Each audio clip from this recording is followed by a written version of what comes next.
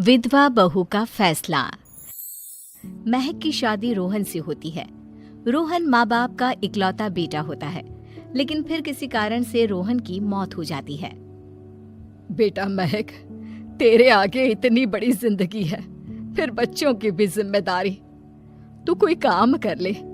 मैं तो कहती हूँ रोहन के ऑफिस में ही बात कर ले, शायद तेरे लिए कोई काम निकल आए। हाँ माँ जी, मैं भी यही सोच रही थी, लेकिन कैसे बात करूं, किससे बात करूं, कुछ समझ में नहीं आ रहा।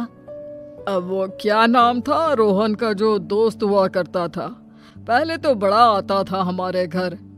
राकेश की बात कर रहे हैं? पर वो तो रोहन के बाद से कभी आया ही नहीं, पता नहीं कहाँ है वो। आया था, एक नहीं कई बार आया था, लेकिन मैंने बाहर से ही भेज दिया। घर के अंदर झांकता रहता था, मुझे ठीक नहीं लगा।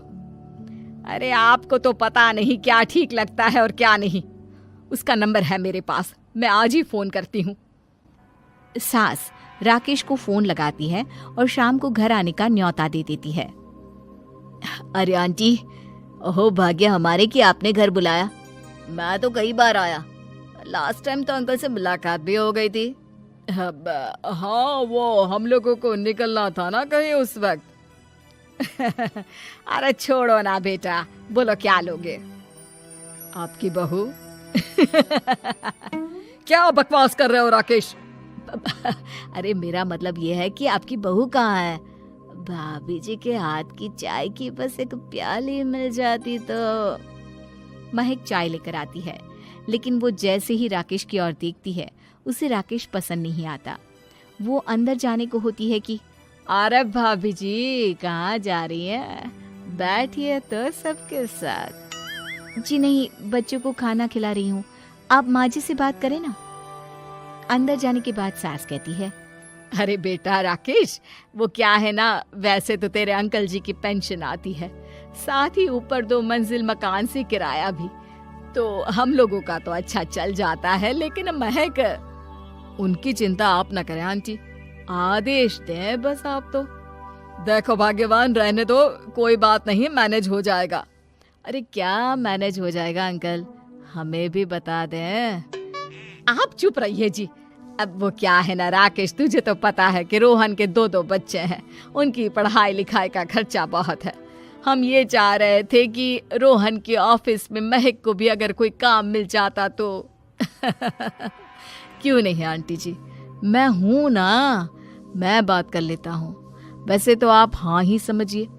महक भाभी को बोल देना कि कल तैयार रहें मेरे साथ ऑफिस चलने के लिए। मैं मालिकों से मिलवा दूंगा उन्हें। महक अंदर से सब सुन रही थी। अच्छा आंटी जी, तो चलता हूँ, कल आ जाऊंगा। अच्छा भाभी जी, तैयार रहिएगा कल। राकेश तो चला जाता है, लेकिन ससुर सास पर बरस पड़ते हैं। मुझे ये आदमी एक पैसे का पसंद नहीं है। तुम इसे बोल दो कि हमें कहीं नहीं करवानी बहू से कोई नौकरी। अरे क्यों नहीं करवानी? सारा पैसा मैं इसके बच्चे और इसी पर उड़ा दूंगी, तो मेरी बेटी को क्या दूंगी? जरूरत क्या है तुम्हारी बेटी को तुम्हारे पैसे की? अरे वो तो पहले ही बड़े पैसे वाले घर की बहू है। अपनी बहू की सोचो जो अब तुम्हारी बेटी जैसी है। बच्चे रोहन की आखिरी निशानी है। अरे अपना भाषण अपने पास रखो। सारा दिन घर पर बैठी रोटियां तोड़ेगी, तो काम करे ना कुछ बाहर जाकर। बहू सब सुन रही होती है। वो अगली सुबह बिना मन के तैयार तो हो जाती है, लेकिन जैसे ही राकेश आता है, क्या बात है भाभी जी, रेडी हैं? तो फिर चले डेट पर, मतलब इंटरव्यू पर। महक सामने आती है कि सामने ससुर जी खड़े होते हैं। हाँ महक बेटा, आओ चलते हैं, मैं भी चल रहा हूँ। ससुर को तैयार देखकर राकेश का चेहरा बन जाता है। अंकल जी, आप परेशान हो जाएंगे। अरे रहने दीजिए ना, धूप भी बहुत है। वैसे भी स्कूटर में तो 2 लोग ही बैठ सकते हैं ना। तो तुम चलो, मैं बहू के साथ अपनी कार से आ जाता हूँ। महक ससुर जी को देखकर खुश हो जाती है, उसे शांति हो जाती है। वो लोग रोहन के ऑफिस जाते हैं, जहाँ बॉस कहते हैं, नमस्ते अंकल। नमस्ते महक, कैसे हैं आप लोग? रोहन का सुनकर बहुत दुख हुआ अंकल। वैसे कैसे आना हुआ? बेटा, क्या हमारी बहू के लिए तुम्हारी ऑफिस में कोई काम मिल सकता है? हमने राकेश से इसी सिलसिले में तुमसे बात करने को कहा था। उसी के कहने पर हम दोनों तुमसे मिलने आए हैं। राकेश ने तो कोई बात नहीं की। ऊपर से उसने तो आज की छुट्टी ले रखी है, ऑफिस भी नहीं आया। बोल रहा था जरूरी काम से जाना है। महक और ससुर एक दूसरे को देखने लगते हैं। वैसे महक, क्या किया है आपने? I mean, इंग्लिश कैसी है आपकी? महक बॉस से अपनी पढ़ाई लिखाई और क्वालिफिकेशन के बारे में सब कुछ बताती है। ग्रेट, आपके लिए काम तो है लेकिन ऑफिस में नहीं। सर, मेरे बच्चे छोटे हैं, मैं फील्ड में काम नहीं कर सकती हूँ। मतलब वो काम घर से करना है, घर से रहकर बच्चे भी देखें और घर भी देखें, लेकिन हाँ, काम जरूर से करें। वो काम डाटा एंट्री का है, तो जब भी वक्त मिले काम करें, और इसके हम आपको अच्छे पैसे भी देंगे। महक बॉस की बात सुनकर खुश हो जाती है, उन्हें थैंक्स बोलकर घर आ जाती है। किसके साथ भेज रही थी तुम महक को? अरे वो कमीना, उसने तो ऑफिस से छुट्टी ले रखी थी, बात भी नहीं की थी उसने बॉस से बहू के काम के लिए। वो तो अच्छा हुआ कि मैं साथ में चला गया। हाँ, ठीक है, नौकरी मिल गई ना, इतना ही काफी है। समय बीतता है और एक दिन फिर दरवाजे पर दस्तक होती है। घर पर कोई नहीं था।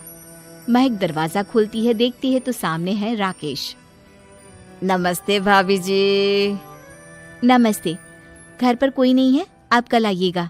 अरे, कैसी बात कर रही हैं भाभी जी, हम तो आपकी मदद के लिए आए हैं।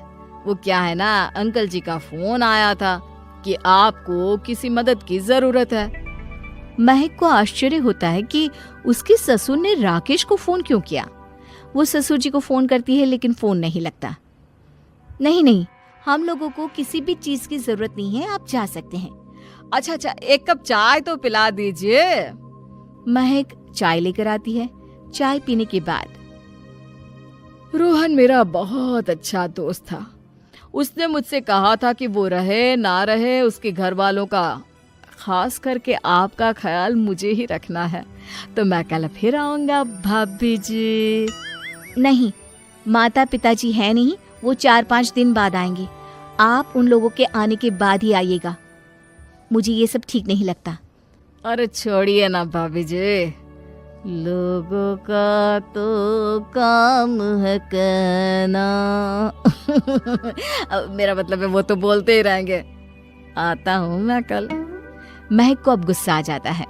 हमेशा शांत और मधुर बोलने वाली महक पहली बार जिंदगी में फैसला लेती है, और फैसला होता है राकेश को सबक सिखाने का। बड़े बेशर्म हैं आप। किसने कहा आपको कि आप आए? अरे भैया, साफ साफ बोला ना कि नहीं जरूरत है किसी की मदद की। मैं अकेले सक्षम हूँ अपना घर संभालने के लिए। आज आखिरी बार बोल रही हूँ, इस घर की तरफ आंख उठाकर भी देखा ना तो देख लेना, वरना पुलिस के हवाले कर दूंगी। निकलो यहाँ से, या धक्के मार कर निकालूं। पुलिस का नाम सुनते ही राकेश वहां से 9-2-11 हो जाता है और महक को अपने फैसले पर गर्व होता है।